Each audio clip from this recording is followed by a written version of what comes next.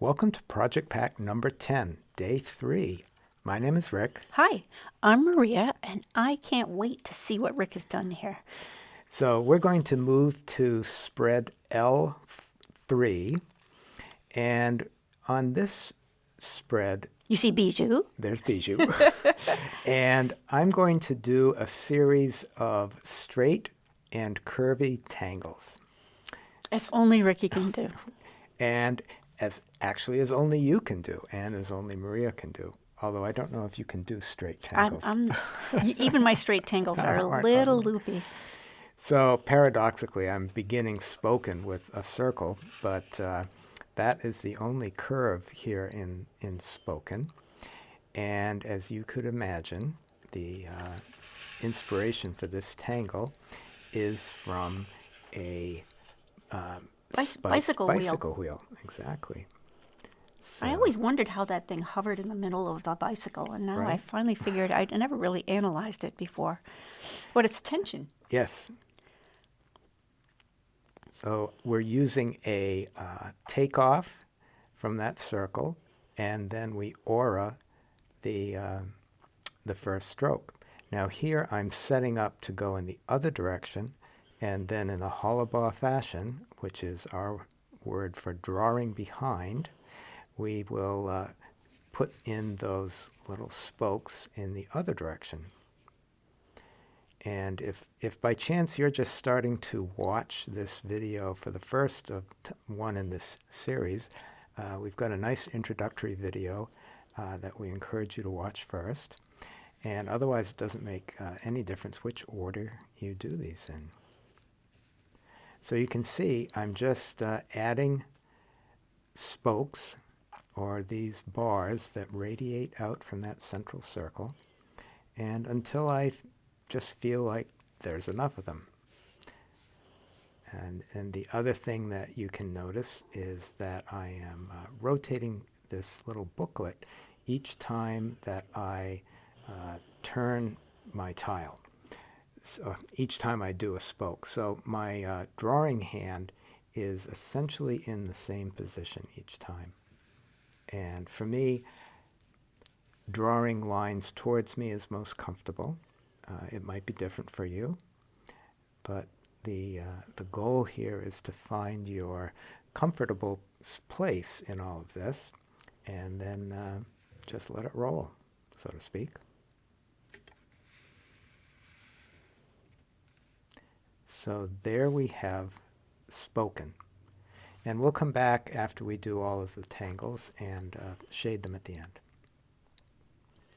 Oh, this is your new tangle, Rick's new tangle, Hollis, which has an energy that is kind of fun to watch. So again, you'll notice we're doing aura-ing, and that gap is pretty much the same as the other one. I didn't really intend that, but it's working out that way. And you can look up Hollis on our newsletter on how that came to be, and it is inspired by a pottery motif and a painting motif that you will see throughout much of Asia. We did a trip out there, and we wanted to do a tangle that had some connection to that part of this world, and this is what we came up with, and it's really a neat little thing on the newsletter if you look at it. So it was inspired by a museum piece? Yeah, and ironically, we saw the first idea of this in Germany, in a museum in Germany, but there you go. But it was on a piece from China, yes, right? Yes. So we're using the principles of takeoff and land, and we'll also always have hollabaugh at our disposal. And this is a great tangle to fill up an arbitrary space, and it can grow in any direction or way that you would like. And then it just loops back along on itself.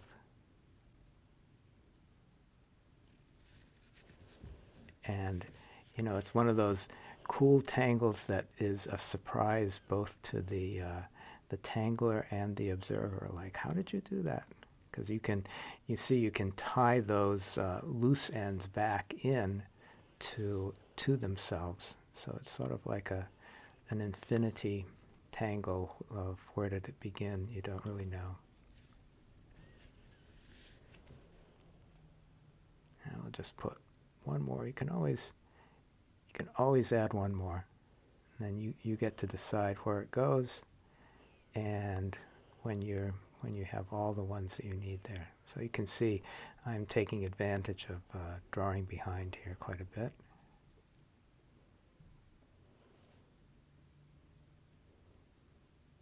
And just bring that right back. And that's our foundation for Hollis. So let's go back here to the... Hollis was named after your teacher. My flute teacher. Your flute teacher. Yeah, taught me how to make flutes. So this tangle is named Inc. And we saw the inspiration for this in the Museum of Modern Art in New York. There was a sculpture of these straight edges that were interwoven with each other, and while this does not represent, the sculpture, it was inspired by the sculpture. Right. Which is the whole point of tangles. And part of creating your legend is to become so observant of your environment that you decide or discover patterns that you deconstruct and create your own tangles. So again, we're using all straight lines here, and that initial bar shape with the little triangle caps on the end, we're just going to go back and aura all around that, and I'm going to aura that shape twice. And once we get that shape auraed, I'm going to go back in. I'm getting ahead of myself here because I know what's coming. And we're going to do the same initial shape, but... Sort of like a barbell. Yeah, very much like a barbell. And using Hollabaugh, it's going to go behind. And we'll put those same little caps on. And I'm guessing it's called X because the two little eye shapes make an X. Yes, I think that's that what might be it, yeah. Right? And now let's aura that second shape, and always doing it in a Hollabaugh fashion, it goes behind whatever is above it. So now that we've auraed that twice, and I just did it twice, you could do it 3 or 4 times or different amounts, but here comes sort of like the punchline of the tangle, is we're going to go back to that first shape and aura it twice, and look at how that second one is sort of like woven into it. Effortlessly. Absolutely effortlessly, yeah. And yeah. This is a very modest rendition of this tangle, but it can go into many directions because you keep adding barbells all over the place.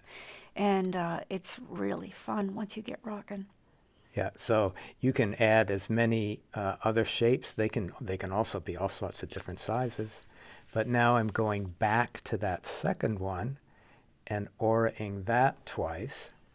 So you can see how this can just evolve and go in between itself there. So that was X. So for this next one, I think this is one of your tangles, right, babe? This is called, how do you pronounce it? Ravel. Ravel as in, I'm going to guess like when you have a thread and you separate the fibers. Okay, so start this with 2 orbs. And then we're going to take off. I'm going to do like an S shape all the way throughout the rest of this tangle. I'm going to take off from that top one and come down and land on that bottom one. And now I'm just going to do these like anchored auras. So each end comes off that orb and lands on the other one. Each line starts and ends at the same place. Right. But they sort of separate on the way, and that's the raveling or the unraveling. Unraveling. Maybe it should be called unravel. Unravel. And we're just going to keep doing that until you decide that you've got enough little fibers in your ravel. And at any point, you can add another orb, and you can, in this case, we're going to just tie right into one of the existing orbs, that same S shape, or that reverse curve. And I just go to one side and then the other, and then go back to the other side. It's very rhythmic, and you don't have to think too much. Yeah. It's kind of, you can get lost really easily. So this you're going to start Xing it. Yes. Oh, you could do that. I didn't in this. You didn't, but you could X it. You could definitely do that same thing. So that same technique that Rick did on X, right. by doing a couple of strands, going on 2 dots, and then go to the other 2 dots and go the other direction, back and forth. You weave it in very easily. It's funny that you did those in a consecutive. I was just going to say that is really bizarre, because on principle they're very, very similar. So we invite you to try that out. It would be a very interesting composition. So there we go with ravel. You can always add one more in there. Or if you're maybe French, you could say ravel. Ravel, yeah, exactly. But I think we usually say ravel. So this is Paradox, and of course I couldn't do a legend of straight tangles without getting this in there. And to set this up, I am just going to put 2 triangles in this little space. And then the essence of, this tangle is all one elemental stroke, which is a straight line. And you pick a triangle and you go from the dot or the corner to the edge. And the trick that works for me and for most everybody is to turn your tile every time. And just go from the corner to the edge, and just coming off the when you hit the edge, you just keep that gap about the same throughout the whole time. And tell them the little trick about when the phone rings. Oh yeah. So if once you're like a ways through it, if you make one line all the way, and you'll notice even this little last line, just as a sidebar, I turn it just so I don't get myself mixed up. And so in this case, I want to make a fan shape. So I'm going to do the mirror image of which corner I started at. So I was on the right side, now I'm on the left side. But anyways, like Maria was saying, if the phone rings, you could like stop mid-stroke, like right there. And then you know exactly where to pick up when you come back. Because otherwise, if you don't really know which line. Right. So again, we just keep doing that. Keep rotating the tile each time, and then you finish up. And what's the paradox, so to speak, of this tangle is you've got these beautiful curves that are the result of only straight lines, and that extra shape, and you can't really even see the 2 triangles. Okay, so this is flux, and in an earlier, I think it's yesterday's video, you saw Maria's flux, and this is how I ended up doing it. Instead of I don't really know why, it just happened. Yeah, so it's the same principle of these shapes and then orbs, but instead of doing that little hook on the shape, I did this teardrop shape, and I just put them wherever they want to sprout out.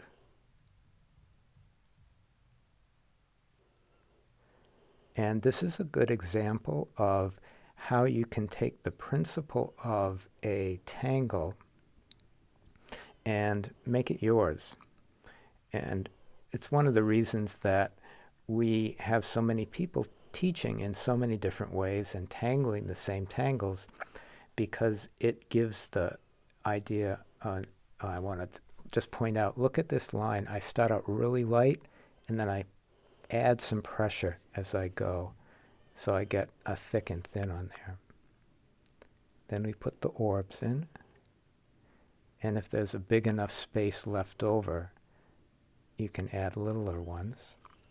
So you find the biggest circle that you could put Right. in as the first one you That's put the down. first one, right. The whole point of this is for you to create your interpretation of these tangles. You're a legend, right? So you can look to us and other tanglers for inspiration, and then take that inspiration to a place that only you can take it. You see, I'm going back, and those little spaces that are too small for an orb, I just filled in with ink. So that's my flux. Okay, so in this next one, we're going to do a tangle called decks. And this is a tangle that was inspired by looking at skyscrapers in New York City. Maria and I were invited to do an awards ceremony at the Statue of Liberty. And so we had some time off, and we're walking around Lower Manhattan, and we see these buildings with these windows, and we thought, wow, there's a pattern there. And we're actually showing a different way of approaching it. The first time we did it, we did these little solid squares, but it's easier to do it with the grid. So you make a grid, yeah. right? And then you think, oh, this looks like floors, but there's going to be a different sequence to doing those squares. And that is that we're going to do not every single intersection. We're just going to do it where the squares are parallel. See, like how the side of that square faces the other square. So you're lining them up on the diagonals. Right. So essentially, we're going to do it in the diagonal of that grid, and we're just going to put a square, a fairly big one, at each intersection. And then I did one row, so I'm going to do another row. Matching up the squares. Right.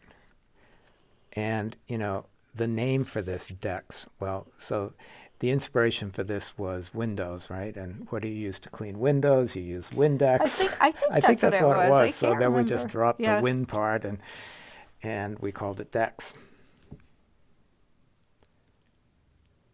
So just imagining that, there'd be one over there. And again, these are all straight lines here. I think this is the last one. I keep finding one more to do when I do this. And it's sort of fun figuring out where it would go off the edge. Okay, so the next step in this is to connect corner to corner of all of the grid corners that don't have a square on it in both directions. Okay? And now once all of those are connected, you can sort of imagine that skyscraper, right? I'm going to just put some lines in, just pick one of the orientations and then put 3 lines in, or however many lines in each one.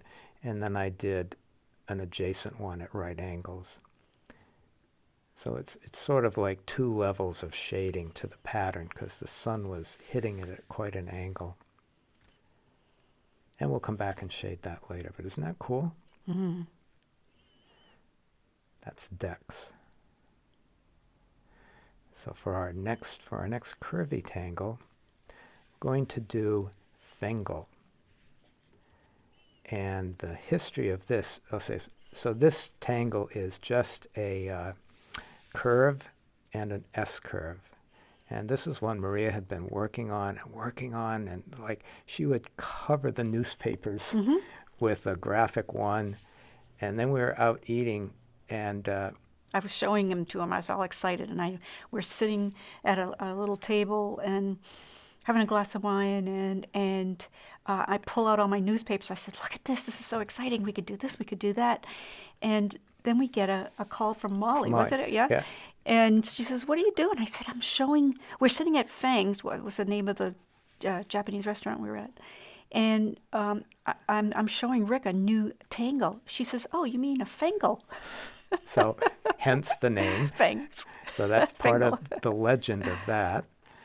And you connect those S shapes, the tips of one to the side of the other. So like the halfway point on the side. And then you've got this other space that you can do so much with. And I'm just picking one option here. If you look up Zentangle on the app, or you research it on the newsletter, you'll see a wonderful set of options. But instead of, look, you could pretend that was a window, right? And then you see the other part of the Zentangle petals behind it. So there's all sorts of things that you can do with this tangle. And when you work big, there's all kinds of things you can do. And that's just what I was going to say is... this doesn't give you much room. But whenever you do a tangle, the bigger you work it, the more options you have to then fill in the spaces that whatever that tangle is creates. So there's Zentangle. So let's go back over here to our straight side. And I am going to do a tangle called Shattuck. You've seen this, I think Maria did it in the previous one, and you're going to see it again. And again. And again. And hopefully you will do it as similarly or differently and take inspiration from all the variations in this series. But on this side, I'm going to do my Shattuck with all straight lines.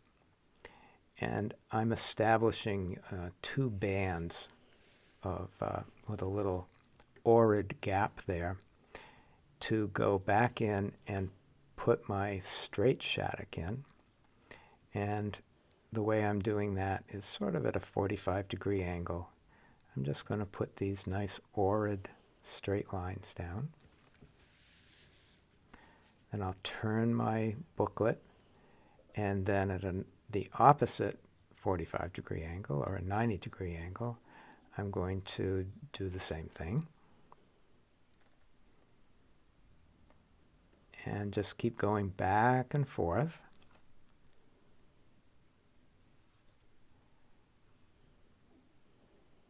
And then do the same thing on the other side.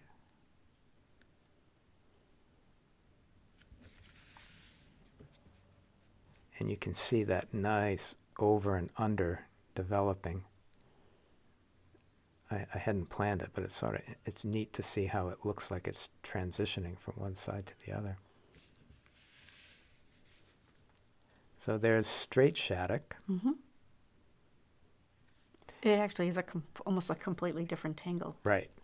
So I thought, well, let's play with that idea, and let's do the same tangle, but instead of all straight lines, we're going to do Shattuck again, but with all curved lines. So I'm taking the same approach, but instead of doing a right angle, a 45-degree angle, I'm going to do an arc that takes off on one side and lands sort of 90 degrees on the other.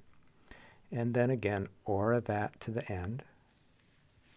And then rotate the surface here, little booklet, and do the same thing. I'm going to take off, land on the other side, and then aura that. So we're doing the exact same tangle, but we used curved strokes instead of straight strokes. And you can, it's a really great example of how, look at that. You change one element, yet keep the same principle and get a different look. So there's curvy Shattuck. So we're hoping you're going to fill in the rest of these with your favorite tangles of curvy and straight, and maybe doing different versions of curvy and straight. So let's go back and add some shading to all this. And I'm going to play just with the over and under. And at first I put some graphite around that orb. And I'm just going with my tortillon and smoothing out the graphite just to enhance that over and under. Just put a little bit down there and then move it out with the tortillon. So there's shaded spoken, and now I'm taking the same approach with imagining those little Hollis tendrils being over and under, and just emphasizing that. And then if you've got a little bit of graphite left on the tortillon, you can always just go over and add a little love and character to different places. So let's go back over to Ix. And the idea here was to just give a little shade where, again, one part is going under the other. And if you have like a bigger space and lots of Ix going on, you can have lots of fun with shading this and shading the bevels and different ones differently. Nice. And if after you do the tortillon you see, oh, there's a little gap there, you can come back in, of course, with your pencil and just sparkle that up a little bit. And under the ravel, you'll notice I'm just, again, putting the graphite where the under part is going under the over part there, and then smoothing that out. A little bit of graphite on the ends. Oh, there's a little bit of Ix in there, right there. Yeah, a little bit. They look like penguins. Cycloptic penguins. Radio. So I'm on the paradox where those lines come together. I'm just re-emphasizing that the darkness of those lines coming together, and then smoothing the graphite out. There's many different ways you can approach this, but that's one of them. Again, you can see many variations on the app or in all sorts of places online. So for the flux, I just load up the graphite down at the narrow end of those little teardrops or leaves, and then pull it out with the tortillon. And with the graphite that's left on the tortillon, I'll put a little low light on sometimes on the tips of the leaves and on the orbs in between. Isn't that cool? So that's my flux. So here we are with decks. So I'm going to go back and just pick one of those lined the stripe sections, facets. Yeah. And then leave the other one white, and you'll end up with a wonderful texture there. Right. So there's decks. And there's, again, many ways we can approach with Zentangle, but I'm going to just work with the over and under on this because there's that nice hollowbar action there. It looks like it's spinning, right? Right? One of those little pinwheels that you blow on, right? Yeah, it's moving. And with Shattuck, we'll do the same approach on both of them. I'm going to shade to either side of those sort of like curbings, and then shade the part that's going under on that inner pattern, and then smooth it out. And it's like, whoa, this is really cool, right? Beautiful. Almost looks like it's etched. And same principle on the curvy one. So we'll just go back here and then smooth that graphite out. So I think that's a really cool example. Same tangle, different interpretations. And I like that idea so much that one of the things you can do with this booklet, with this legend, is pick one of the sections that your die might take you to and pick an instruction. So in this case, I'm going to say on the next roll, make the curvy tangle with straight lines, or make the straight tangle with curvy lines. So it gives you an option to play with that. So this was awesome. Thank you for playing with us. Thanks for playing along. And we look forward to seeing you tomorrow. Bye. Bye now. See ya.